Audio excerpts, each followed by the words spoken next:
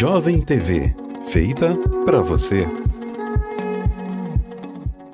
Olá, meu queridão, olá, bonitinha. Aqui é o Ronaldo Macedo e eu te convido para conhecer a Bela Demais Web Rádio. Baixe o nosso aplicativo aí no Play Store do seu celular. Nós temos a melhor avaliação entre todas as rádios da região dos lagos. Bela Demais Web Rádio. Aqui você ouve música boa, tem muita alegria e, é claro, muita interatividade. Bela Demais Web Rádio, o rádio em evolução, uma rádio para você chamar de sua. Bela demais, bela demais, bela demais, Web Rádio.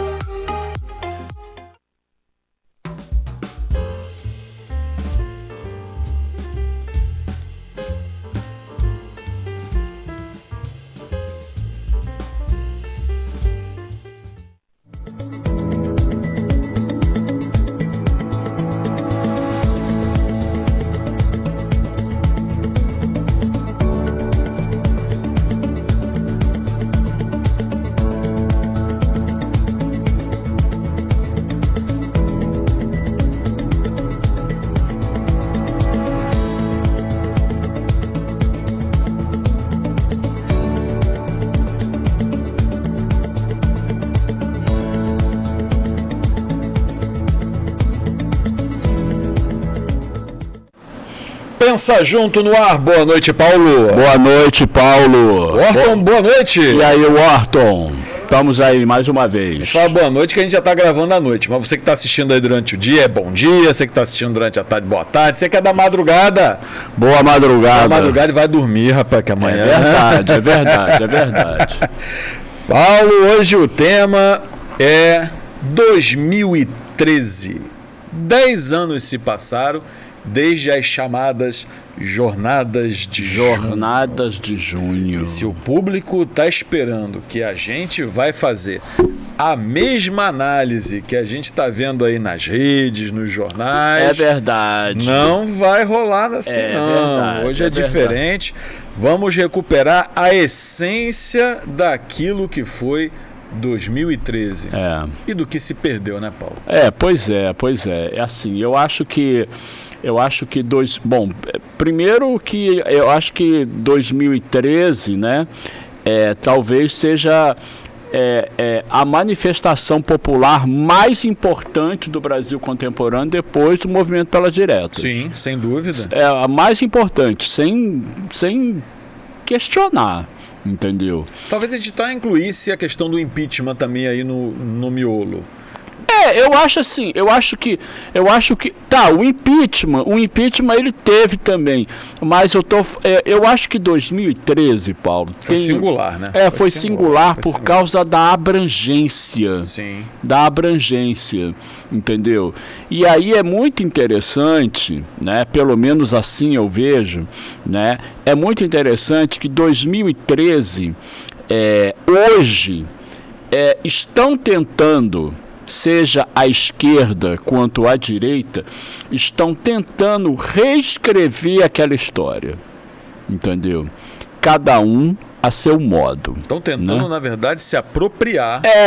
Na verdade... Inclusive se tornando protagonistas. Exatamente. Processo, Na verdade, eles, partidos e movimentos já tinham se apropriado de 2013. Eles já tinham se apropriado.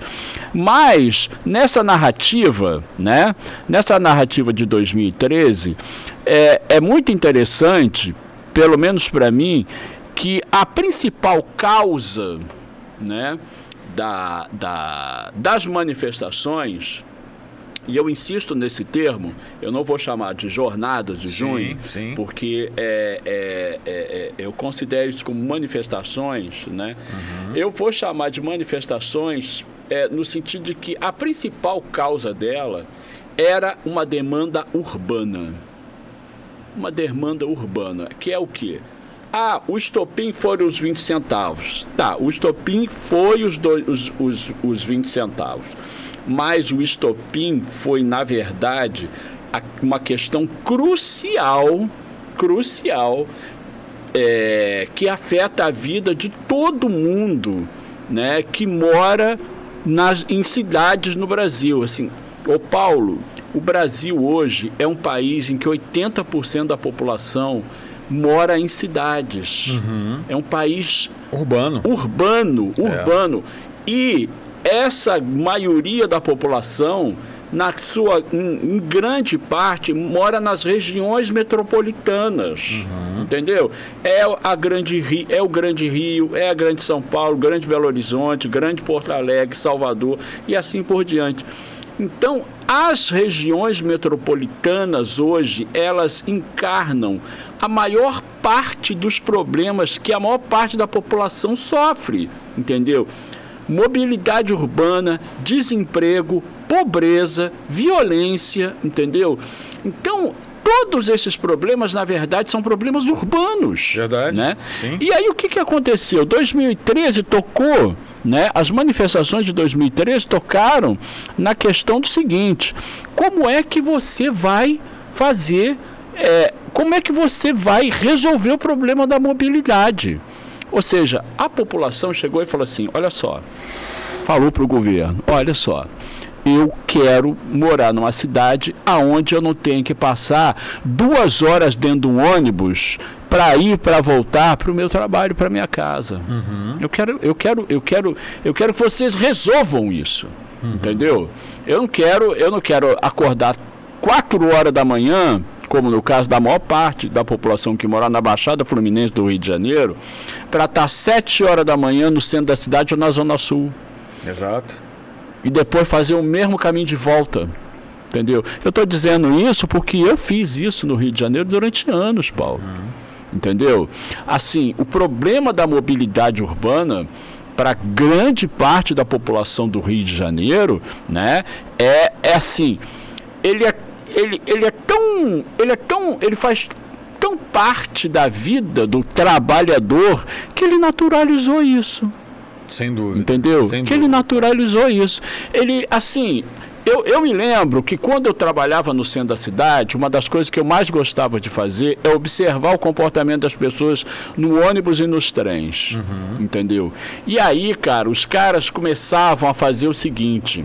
Eu não sei se você pegou isso lá no Rio, mas assim, os caras começaram a se adaptar àquela condição, porque não tem como você, assim, não tinha como, ou você deixava de trabalhar, ou, né? Então, o que as pessoas começaram a fazer? Elas começaram a se adaptar àquilo. Então, o cara sabia, Paulo, que ele ia ficar, cara, isso nos anos 90, assim, o cara sabia que ele ia ficar 2 horas dentro de um ônibus, encalacrado num engarrafamento da Avenida Brasil. Então os caras começavam a fazer o quê? Eles levavam coisa para tocar pagode, fazia festa de aniversário. Que rapidamente a imprensa se apropriou como se fosse algo pitoresco. Como pitoresco, você está entendendo? Mas isso é reação, né?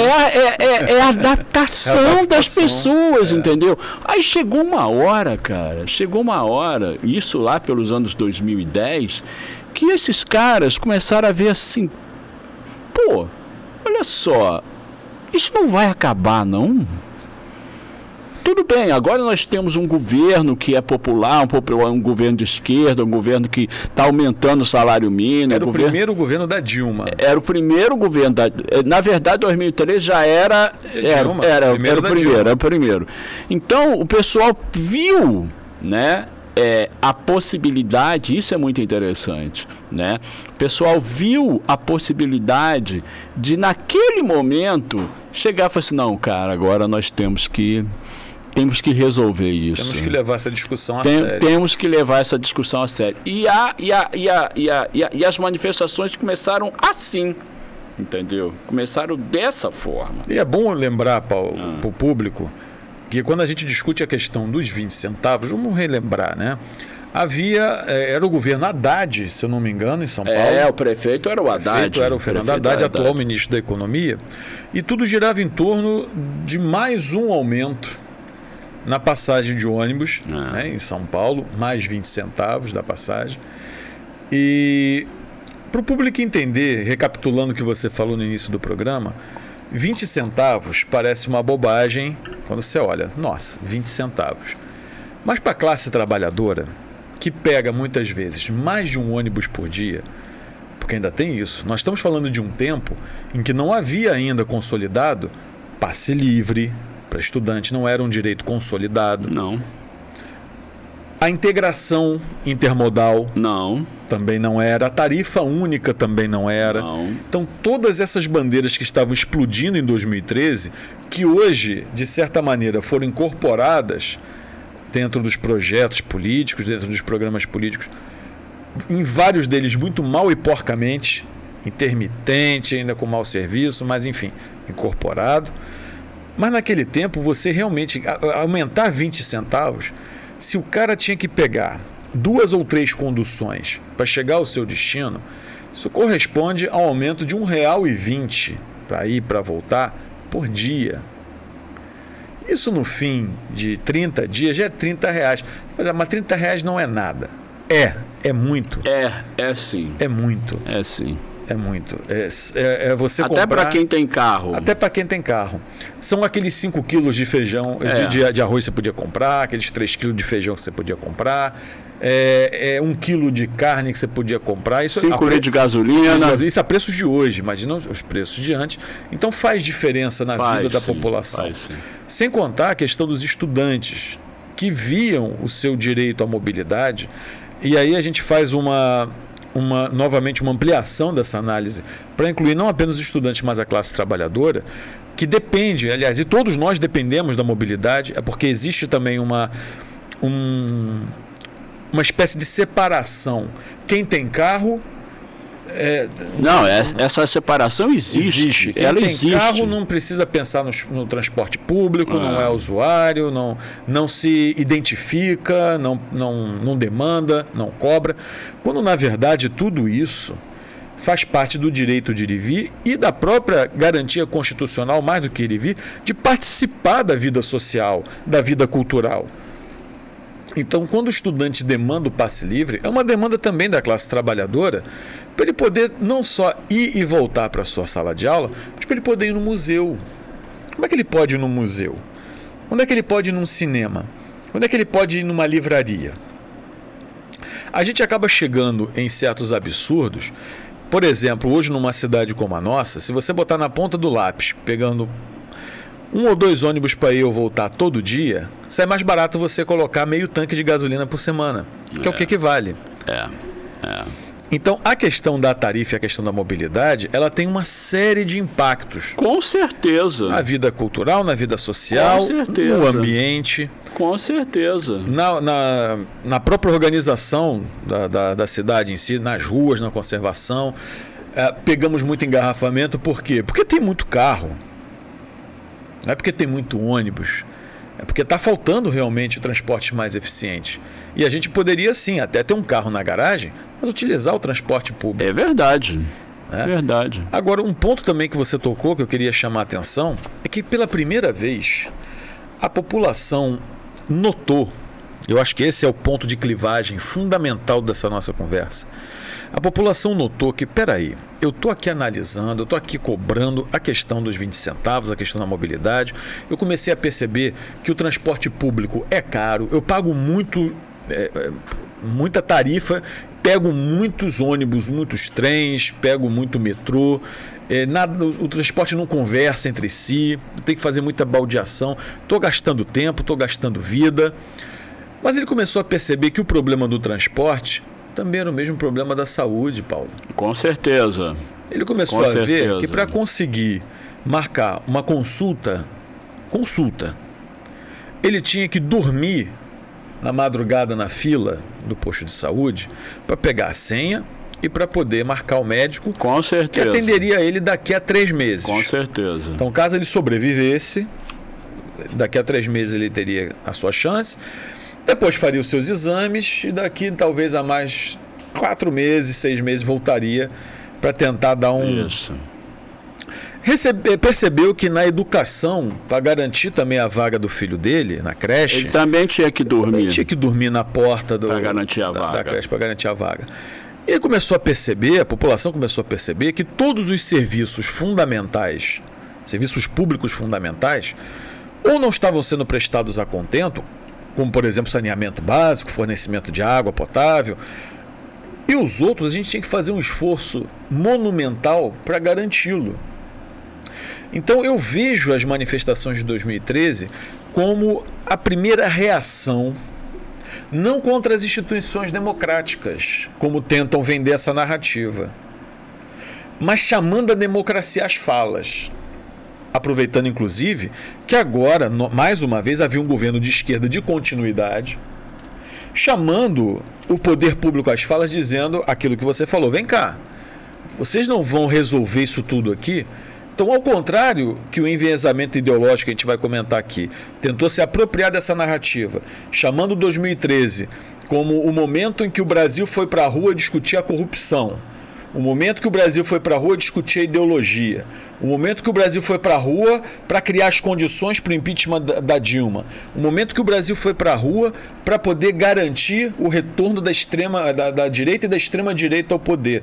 Isso são consequências não dessas manifestações originais, isso é uma perversão. Agora, um ponto para a gente discutir também, muito disso acabou acontecendo porque as próprias esquerdas no poder, em especial o governo federal da época, e há relatos dos participantes dos movimentos, das lideranças daquele tempo, que se afastaram, porque se decepcionaram enormemente, porque o governo não os chamou para uma conversa séria, não os atendeu. Porque não havia interesse. Porque não havia interesse. Se houve depois um desvio para o campo ideológico, para as pessoas se preocuparem com as questões ligadas à sexualidade, a outras pautas ideológicas, é porque no momento em que a gente tanto cobrava do povo, tem que reclamar, tem que ir pra rua, reclama que a tua escola tá sucateada, reclama que tá faltando remédio no teu posto de saúde. A gente não fala isso, Paulo? A gente não ensina isso? Reclama que você não tá tendo transporte público decente. E quando o povo foi, o que os governos fizeram? Fecharam a porta às discussões. Porque a democracia estava sendo chamada às falas naquele momento. Não as instituições, mas o que você está me dando de volta que eu deveria estar recebendo? Na verdade, o que eles estavam, pelo menos no início das manifestações, o que estava sendo cobrado era a eficiência do Estado.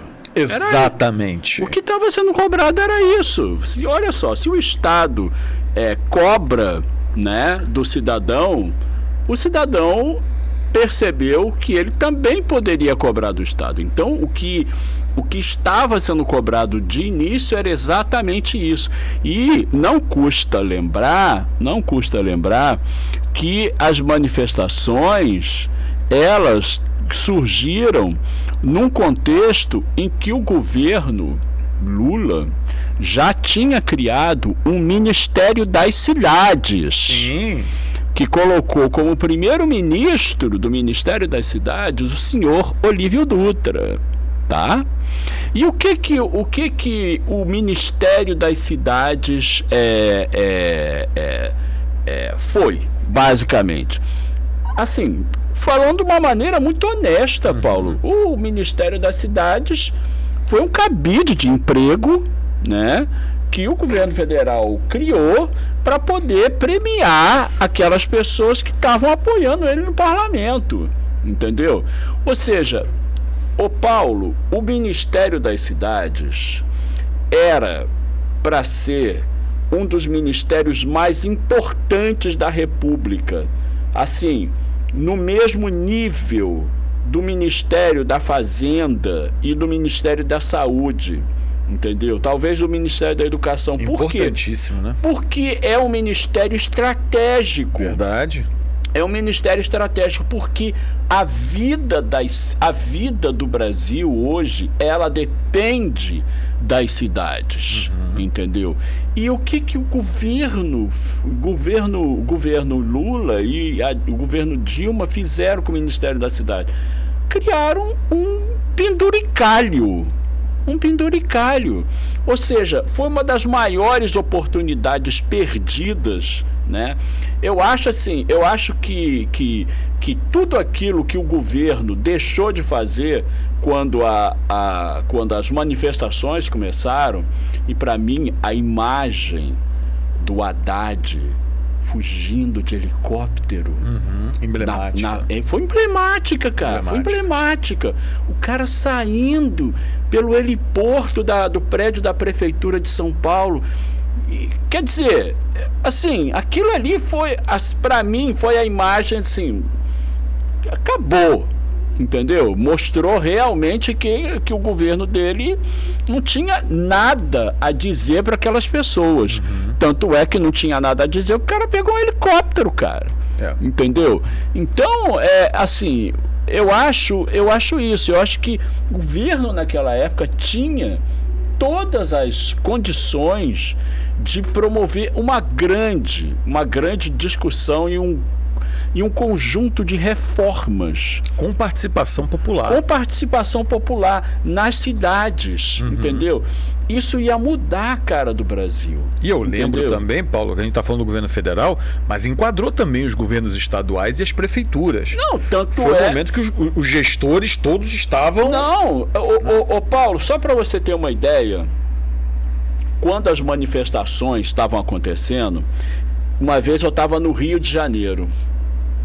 E aí, cara, eu tava voltando da Zona Norte e de repente ali na Francisco Bicalho, né, no centro da cidade, o trânsito parou. Olha só, presta atenção, o trânsito parou. O trânsito ficou parado. Aí eu falei assim, cara, eu vou descer. E eu desci. E aí, Paulo, eu fui andando, né, a pé até o Estácio. Quando eu cheguei no Estácio, eu vi a rua tomada de gente, o povo gritando e assim, e eles já se enfrentando com o batalhão de choque da PM. Aí eu fui em direção ali, fui pelo Estácio, foi ali por dentro do Estácio. Paulo, muita gente na rua, cara. Mas muita gente. E eu em direção ao centro da cidade, falei assim, não, cara, eu vou pra Praça 15 e vou pegar a barca. E na contramão tava vindo aquele mar de gente. Chegou na Presidente Vargas, ô Paulo, um tumulto, os PMs entrando em choque com os manifestantes, cara, um negócio muito louco. Aí quando eu cheguei na Praça 15, Paulo, eu não vou me esquecer disso nunca mais, cara. Eu vi o povo invadindo a Alerj e tocando fogo. Eu lembro dessa imagem. Eu lembro disso. Eu estava lá, a 100 metros, e eu vi o pessoal entrando na Alerj, tocando fogo. E eu entrei ali na estação das barcas, entendeu? Você sabia, Paulo, que a barca, ela não queria nem atracar na Praça 15, ela ficou rodando na Praça 15, na Baía de Guanabara. Ela ficou rodando. Ela não queria, a barca não queria. Cara, o que isso significa, cara? Assim, as pessoas realmente perceberam assim,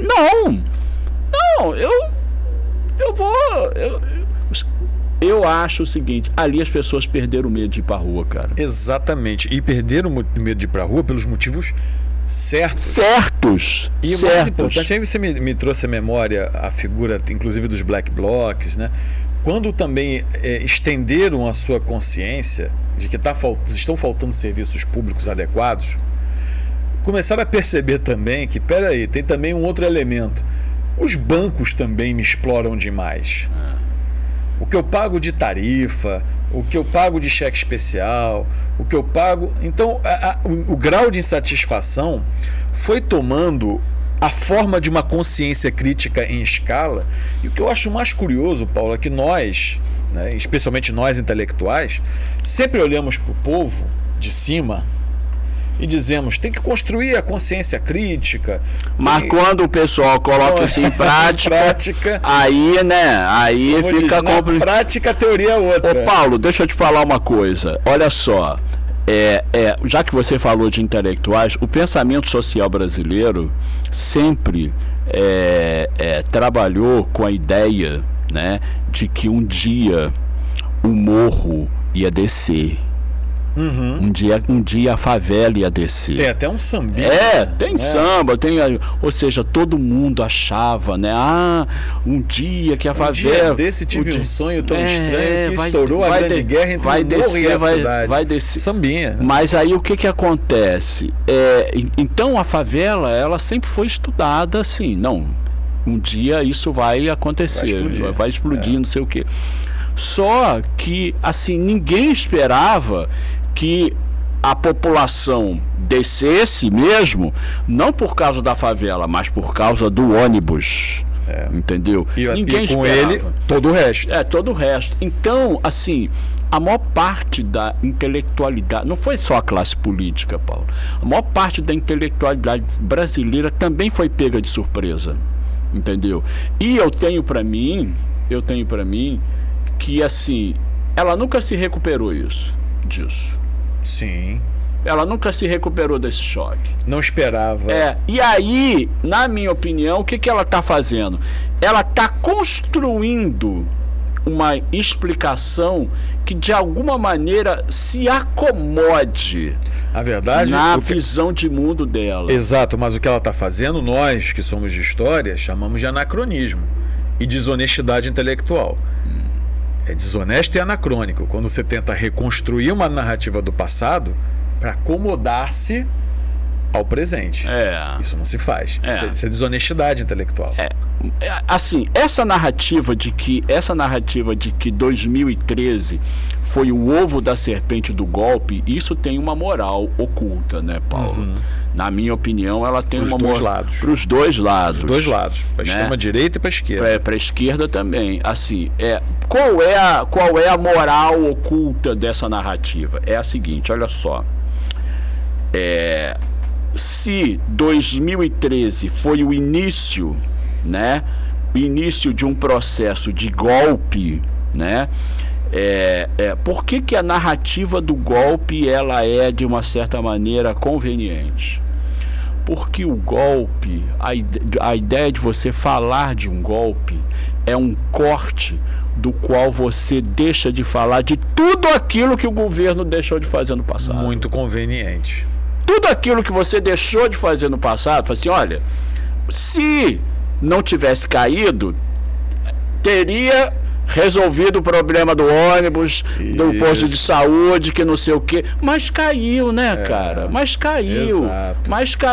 Mas se não tivesse caído, com certeza teria resolvido lá na frente. Essa assim, é o grande, como é que se pode dizer?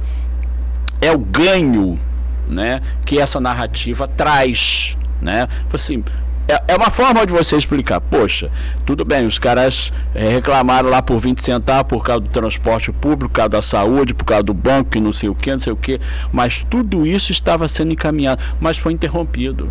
Agora você vê, Paulo, que nesse íntere, quando os governos em todas as esferas, municipal, estadual e federal, seus respectivos partidos, porque tinha partido de centro no governo, partido de direita no governo e partido de esquerda no governo nas mais diferentes instâncias. Quando a classe política no legislativo e no executivo foram encurralados, porque os vereadores e os deputados também foram encurralados juntos. Todos eles. Quando todo mundo foi encurralado, eu percebo, me vê a lembrança aqui agora, um ponto de mudança que contou muito com o apoio da grande mídia. Eu me recordo dos jornais nas mídias de maior circulação e abrangência no Brasil, as grandes redes de televisão, colocando nos noticiários diariamente que as manifestações deveriam ser pacíficas. Eu lembro disso, Paulo. Também, perfeitamente. São propagandas escrachadas dizendo: olha só, eles quebraram a vidraça do banco, isso não se faz, olha só, viraram o ônibus. Na mesma notícia, quando isso acontecia na França, viravam manifestantes. Isso aconteceu, Paulo. Porque quando começaram a virar ônibus na França, a principal rede de televisão do país dizia: manifestantes na França estavam mostrando sua insatisfação contra as medidas. No Brasil, virou o ônibus, tacou fogo, vândalos, terroristas. E dizia: venha pra rua. Aí começou a galera da camisa da seleção brasileira, do rostinho pintado, do cartazinho na rua, dos pais levando os filhos pequenos na rua. E aí a televisão botava ali em close: olha que cena linda, o papai, a mamãe, os filhinhos, todos brancos da Zona Sul, do Leblon, indo pra rua manifestar com seus rostinhos pintados. A criança lá também, com o cartaz: desculpa, mamãe, não arrumei minha cama porque vim arrumar o Brasil. Então é um controle das manifestações por uma coisa branda. E aí começaram a surgir aqueles temas que não exigem de você absolutamente nada, porque são jabutis. Por exemplo, corrupção.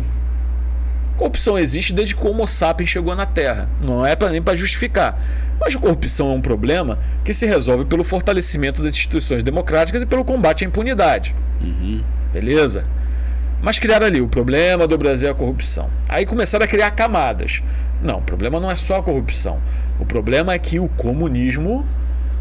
Tá começando a ficar muita gente aí da esquerda no poder. O comunismo vai voltar. Mesmo o comunismo tendo entrado em colapso na União Soviética.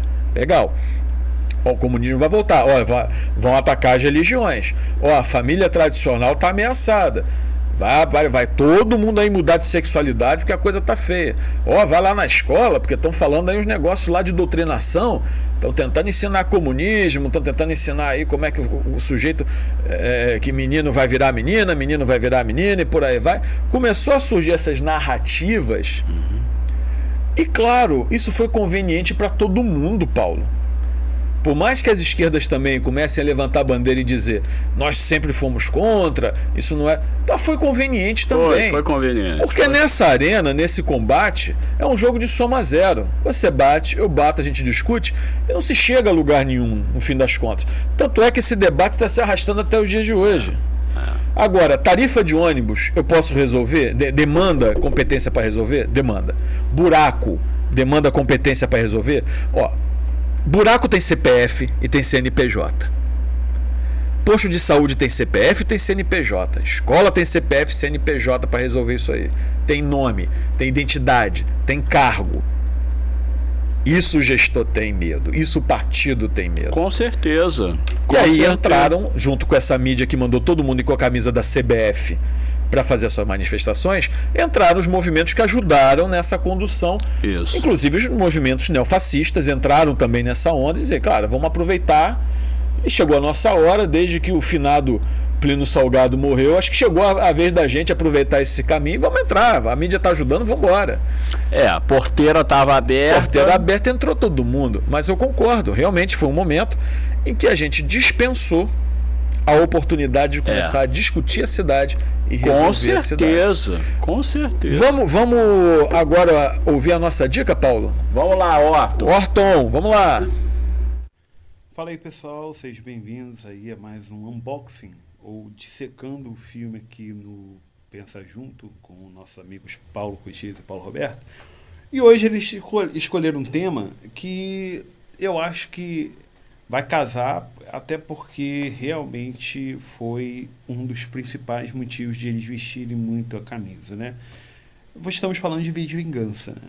V de Vingança é um filme que foi feito em 2006 e que, curiosamente, foi uma das coisas que o pessoal utilizou muito durante essas manifestações de 2013.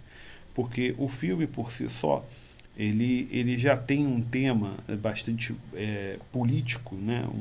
Um tema político muito forte.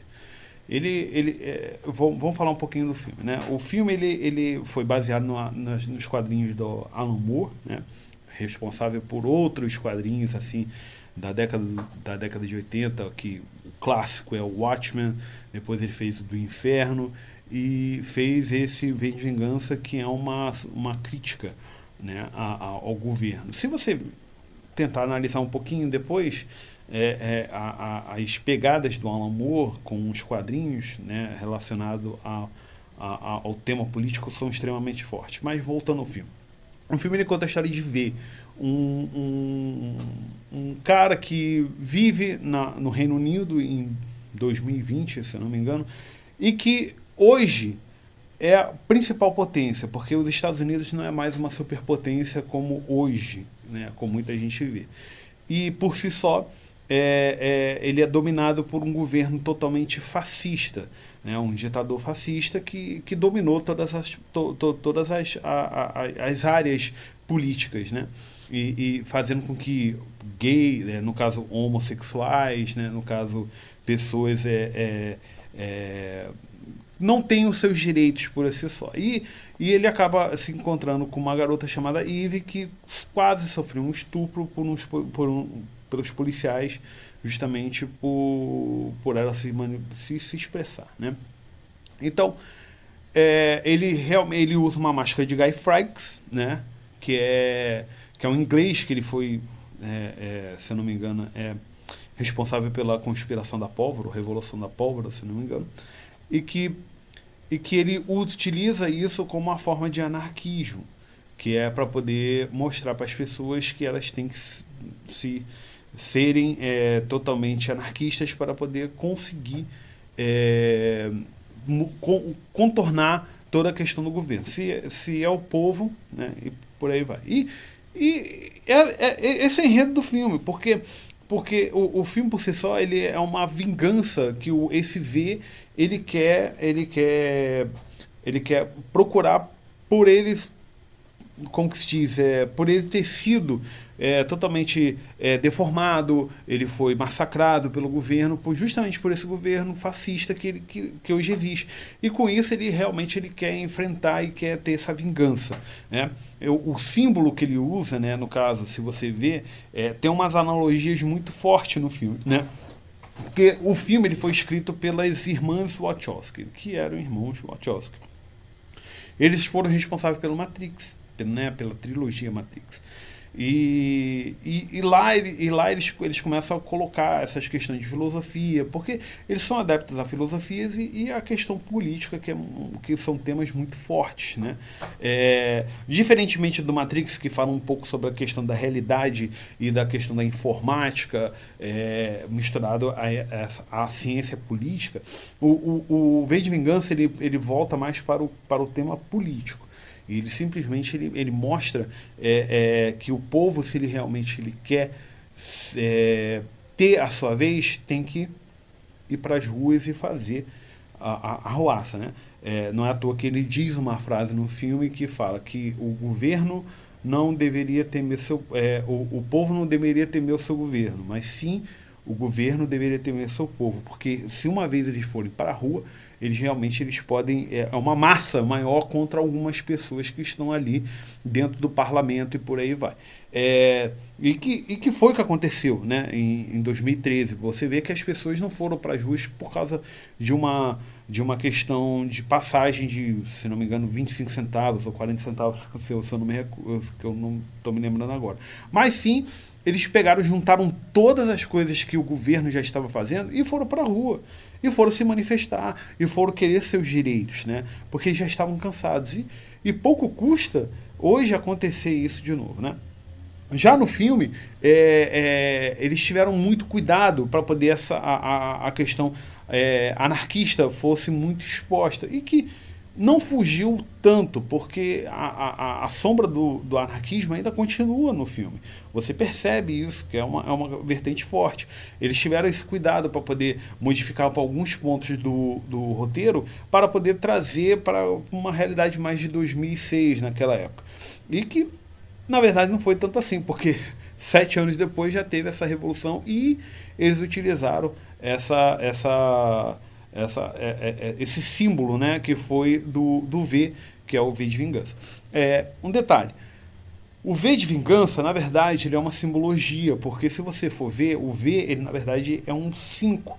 E se você vê, o 5 ele representa o que seria o 5 de novembro, que foi o dia que Guy Fawkes ele marcou para poder explodir o parlamento e constituir, sei lá, uma nova fase na questão questão política no Reino Unido, né? Então ele utilizou isso, e o Guy Fawkes ele faz isso. Mas se você pega o 5, né, que é no caso que seria o V, e você inverte, já dá uma questão do anarquismo. Só que não é tão mostrado corriqueiramente no filme. Mas se você ler a HQ, você vai ver que está presente lá a questão desses símbolos. E sem contar que na verdade o Alan Moore ele queria expor, né, o fascismo, né, nessa HQ. E que ele realmente, assim, porque o Alan Moore ele não gosta de ver as adaptações de quadrinhos, né, que vão para o cinema. Ele mesmo afirma, porque ele se decepcionou muito com o Watchmen e se decepcionou muito com Do Inferno. Então ele não vai mais, ele simplesmente vende os direitos, mas não vê, porque ele sabe perfeitamente que a maioria dos cineastas, das pessoas responsáveis pelo roteiro, não vão captar 100% a essência do que estava escrito. E ele mesmo afirmou isso numa entrevista e afirmou também para as roteiristas que elas não conseguiram captar exatamente o ponto principal, que era o anarquismo como uma forma de você tentar modificar algo que está errado no governo. E se você vê, em 2013, os Black Blocs, né, se eu não me engano, eles utilizaram a máscara de Guy Fawkes. E teve pessoas que tinham ciência disso, mas tinha outras pessoas que não. Eles viram aquele filme V de Vingança e resolveram colocar. Mas só que não. Todo o contexto que é ali representado na obra do Alan Moore tem um contexto anarquista muito forte. Então, os cineastas tiveram um cuidado muito forte para poder muitas pessoas não pegarem esse material e sair explodindo tudo e por aí vai. Mas aqui no Brasil não foi dessa forma. Eu acredito que em outros lugares também não tenha sido dessa forma, porque ocorreu a violência, ocorreu pessoas machucadas e por aí vai. Mas no contexto geral, V de Vingança é um filme que leva a gente à reflexão mesmo. Leva a gente à reflexão que até onde que o governo ele pode fazer uma manipulação do seu povo, ou até onde o seu povo ele pode exigir os seus direitos, que por si só são na Constituição. E ainda mais a questão democrática mesmo, né? Se você elege uma pessoa, se você coloca uma pessoa no poder, se a pessoa está errada, você tem que ir para a rua e você tem que exigir o seu direito, uma vez que você tem que é um país democrático, e por assim só, desde que não haja questão da violência. Só que na verdade não funciona dessa forma, porque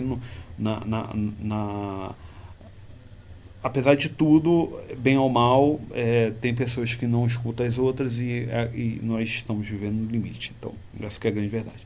Mas a dica de hoje é V de Vingança. É um filme que tem um cunho político, filosófico muito forte, e que eu recomendaria muito para quem quiser entender um pouco sobre a questão de direitos e anarquismo e por aí vai. Mas, por favor, não façam o que o V realmente faça. Mas é uma bela lição de história, tá certo? Então é isso, pessoal. Até a próxima semana. Fica com Deus. Grande Wharton. Falou, Wharton. V de Vingança, Paulo? V de Vingança. Eu vi esse filme há muito tempo. É bem interessante. É uma releitura lá da Revolta da Pólvora, né? Exatamente. Adaptado aos novos tempos. Grande dica do Wharton. Bom para refletir sobre 2013 mesmo. E é uma coisa interessante que o V de Vingança, ele fala, né, de uma Inglaterra, né, que virou, né, deixou de ser uma monarquia, mas que ela deixou de ser uma monarquia para virar uma tirania, né? Uma tirania. E é interessante que o filme ele capta muito essa coisa, né? Essa divisão, né, da sociedade em narrativas diferentes, que foi a divisão que deu origem ao Brexit, né, cara? Exatamente. Poucos anos depois foi isso. E a gente voltando aqui, Paulo, para essa questão que a gente está discutindo aqui, inclusive em off, a respeito do que se tornou esse movimento de fato, né? Quando entram esses agentes, e quando a gente fala da discussão ideológica, a gente não quer dizer aqui que as pautas identitárias elas não são importantes, que a questão dos grandes temas ligados à afirmação de direitos, eles têm que estar na ordem do dia e tal. Mas não é isso que a discussão girou em torno. Não mesmo. A gente passou a discutir não se a escola estava equipada, se a escola era boa, se os currículos eram adequados, se a gente tinha que mudar. Não, a gente estava discutindo se a escola é com partido ou sem partido. Isso. A gente não estava discutindo se as nossas minorias discriminadas em função das suas escolhas, orientações ou até percepção da sua sexualidade, se isso demandava todo um processo de garantismo legal, de protagonismo social. Não, a gente estava discutindo se existia kit gay nas escolas ou não existia. A gente não estava discutindo sobre a questão da afirmação da questão racial, do protagonismo do povo preto, da inserção equilibrada e justa dentro da sociedade, não. A gente está discutindo se quilombola era preguiçoso ou se não é, se racismo existia ou não existia. Então, isso é estrutural ou não, né? É esse miolo que se tornou a ordem do dia durante durante anos dali para frente, e que é uma discussão que simplesmente, quando a gente chama de jogo de soma zero, é uma discussão que não chega a lugar nenhum, porque é só de ataque, defesa e contenção, porque você está discutindo em cima de factoide. Você discutir em cima de um kit que não existe, ou de uma escola partidária que não existe, ou discutir em cima de pautas que são criadas, se o comunismo vai voltar ou não vai no Brasil. E se comunista pode ou não usar iPhone? Perfeito. E quando a gente fica discutindo se comunista gosta de fome, se pode ou não usar iPhone, é a mesma coisa que eu discuti com você, Paulo. Por que esse copo aqui de plástico, ele não é de ferro? Entendeu? Você está discutindo sobre nada, sobre factoides. E aí isso tornou-se um problema muito maior, porque esses factoides se tornaram fake news, muito mais elaboradas, e a gente já discutiu isso aqui num programa. Como é que você vê essas questões, Paulo? Cara, na verdade, essas discussões, elas acabaram pautando, né, a discussão da esfera pública, exatamente, na minha opinião, como uma forma de você desviar a atenção, entendeu?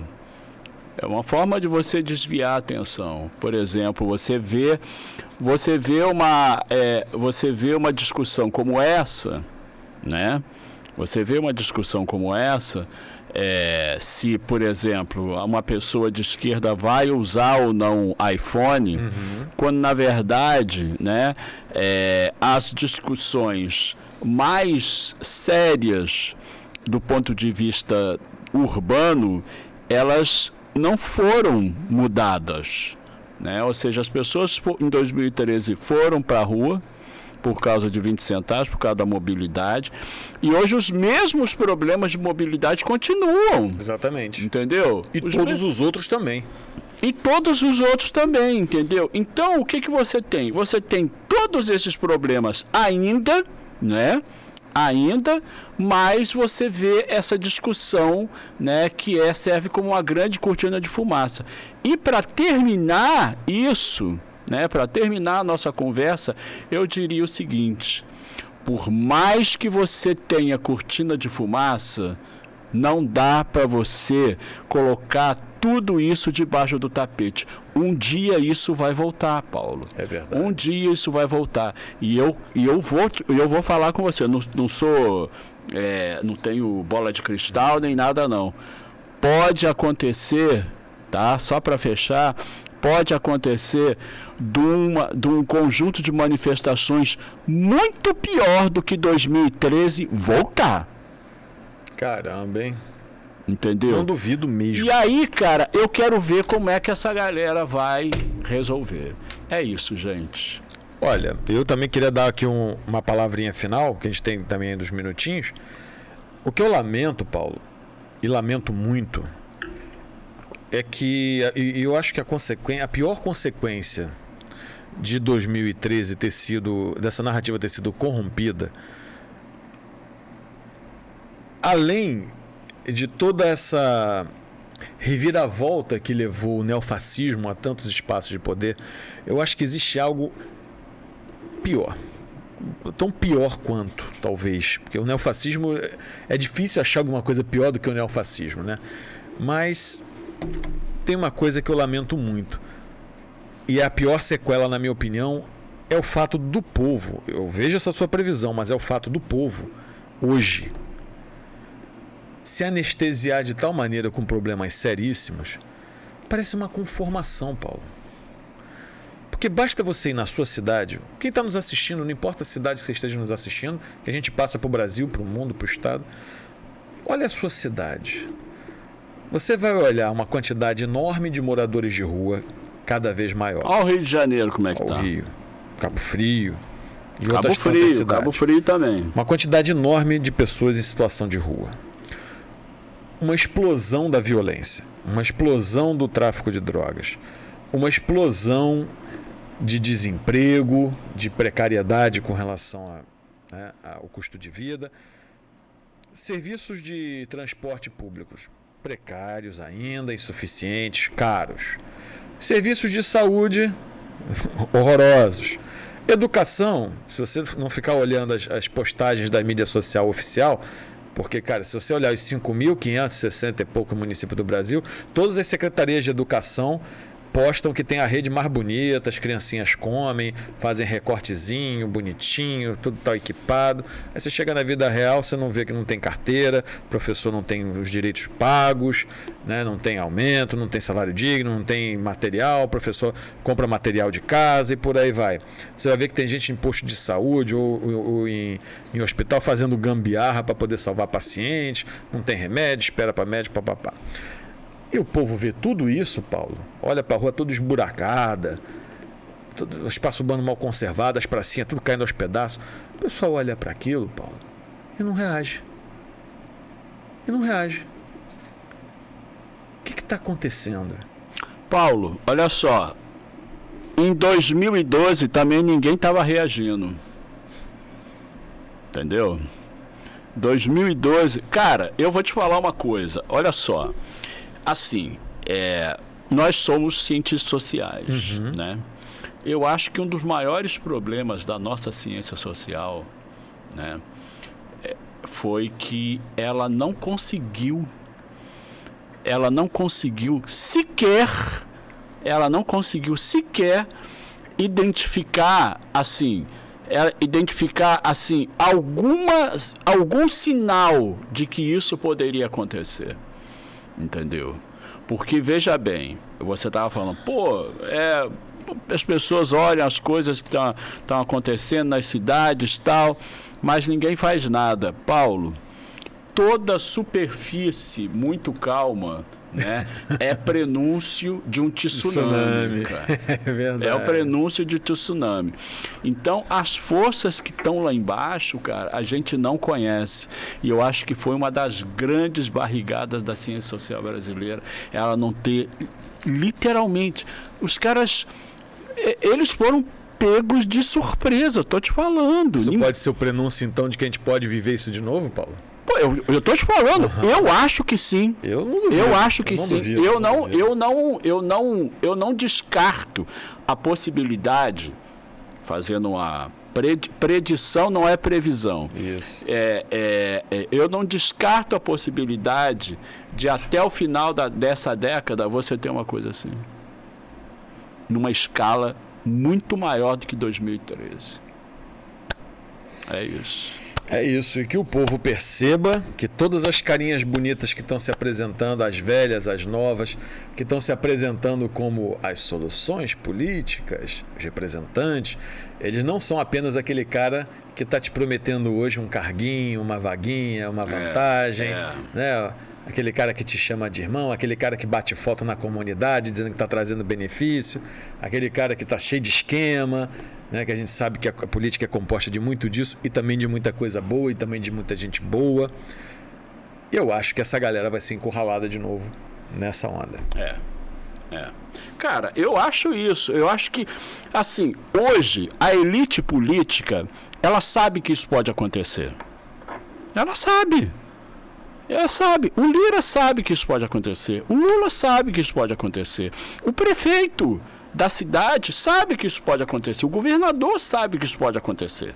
Entendeu? Não é assim, não, isso nunca mais, né? Nunca mais vai acontecer. Não, isso pode acontecer. É aquela coisa. Tem um cara, né? Só fechando aqui, um cara chamado Nassim Nicholas Taleb, né? Ele escreveu um livro chamado O Cisne Negro. O cisne negro. O que é um cisne negro?